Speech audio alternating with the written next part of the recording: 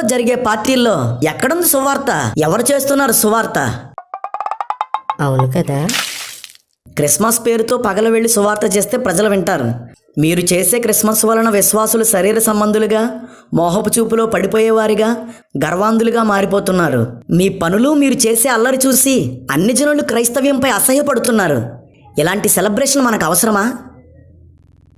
Christmas అంటే క్రీస్తును ఆరాధించడం. కాబట్టి క్రిస్మస్ పేరుతో ప్రతి వీధిలో మీటింగ్ పెట్టి ఆరాధించండి, ఆయనను ప్రకటించండి. క్రిస్మస్ను క్రీస్తు మాటలకు అనుగుణంగా సువార్తకు ఉపయోగకరంగా జరుపుకోండి. అంతేకాని మీ సరదాలు తీర్చుకోవడానికి క్రిస్మస్ను ఒక అవకాశంగా వాడుకోకండి. ఆలోచించండి. ఏంటయ్యా నీ వాదన? ఏంటి నీ గొడవ? ఏదో క్రిస్మస్ చేసుకొచ్చాని ఒక వాట్సాప్ మెసేజ్ వచ్చిందని హ్యాపీగా ఉంటే మొత్తానికి గాలి తీస్తావేంటి? మేమింతే, మేము మారం, మాకు సరదా కావాలి. మీకేంటి మధ్యలో? మాకు నచ్చినట్లు మేము